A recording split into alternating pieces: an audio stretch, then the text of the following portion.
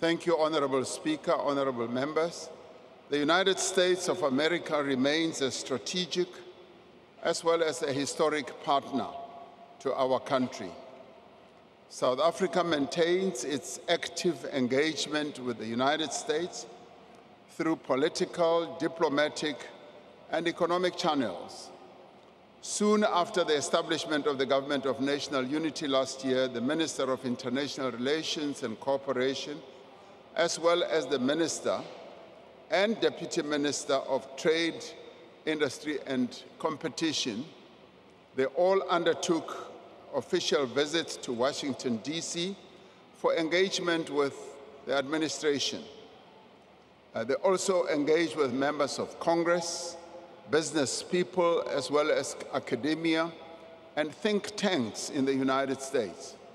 Now, following the election of President Trump in November last year, I had a telephone call with him as president-elect to congratulate him on his election and to reaffirm our own commitment as South Africa to strengthening relations between our two countries. Ambassador Ibrahim Rasool has recently been posted to Washington, D.C. for his second stint as our country's envoy to the United States. Ambassador Rasool is on the ground and briefs me almost every other day.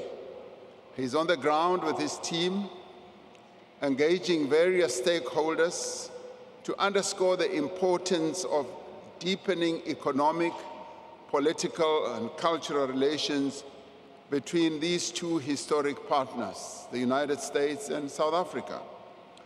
We have taken note of an executive order on recent statements by the current United States administration about South Africa and aspects of our domestic and foreign policy. We have expressed concern about the mischaracterization of the situation in our country and certain of our laws and our foreign policy positions. We will continue to engage the United States of America and other stakeholders to correct this mischaracterization and to ensure that we restore ties between our two countries. A lot of work is underway through various channels to ensure that the relationship is restored. And I'm confident that all the efforts that we are putting in place, both diplomatic, political, and otherwise, will bear fruit. Thank you, Honorable Speaker. Thank you, Mr. President. Honorable Michalakis. Thank you, Madam Speaker. Mr. President, when a direct consequence of previous ANC foreign and domestic policy. Thank you. Mr. President. Thank you, Honorable Speaker. The AGOA free trade opportunity that was inaugurated under President Bush has been going on for a number of years. A number of countries on our continent have been given opportunities to participate, and some have had their participation withdrawn. And as they've had their participation withdrawn, they have had to find ways in which they can enhance their exports. Participation in AGOA is not at our behest. It is at the behest of the United States.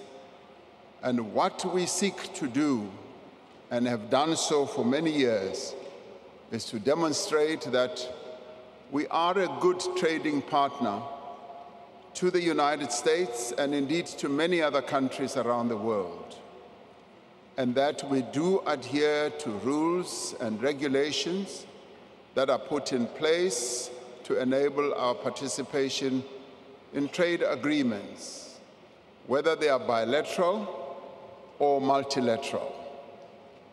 There is going to be a review of the AGOA process, and last year, you might recall, we held the African and US AGOA Forum here to demonstrate that we do derive value from AGOA, but we also give value. We export, but we also import from the United States. So it is a two-way process, as it is with many other countries around the world. As it is now, we continue not only in anticipation of an AGOA initiative, but we continue to expand our export market for a variety of goods around the world. And as we visit various countries, we do actively promote our own country so as to ensure that our reliance on various markets becomes a multiplicity of engagements. In a few days, the Deputy President will be going to Japan, and he will take with him a number of deputy ministers and ministers, and what they will be seeking to do is to open up more market space for South African goods in the East. And we will be doing so as well in a number of other visits in the Middle East, in the East. And as you know, China has become our biggest trading partner, and we want to sell more. And President Xi Jinping has been saying to us, we want to buy more goods from South Africa. And indeed, various other leaders in the Middle East have been saying precisely that. But we want to continue trading with the United States because we sell minerals, we sell vehicles, we sell agricultural products to them. So we do not take the opportunity that we have, as it is called, Africa Growth Opportunity Initiative. We don't take that opportunity lightly. But at the same time, we want to also demonstrate that, yes, we have value to add. As you may want to know, when I spoke to President Trump, when he was president-elect, congratulating him, I informed him that we value participating in AGOA, but I also informed him that we also sell critical minerals to the United States, and the relationship is fairly balanced. So many workers benefit from our AGOA participation, but at the same time, many other American workers also benefit from what we sell to AGOA. So it is balanced, and we want to see that balance and the mutual benefit carrying on into the future. Thank you, Honorable Speaker. Thank you, President. Honorable Bukutu. Thank you very much, Speaker.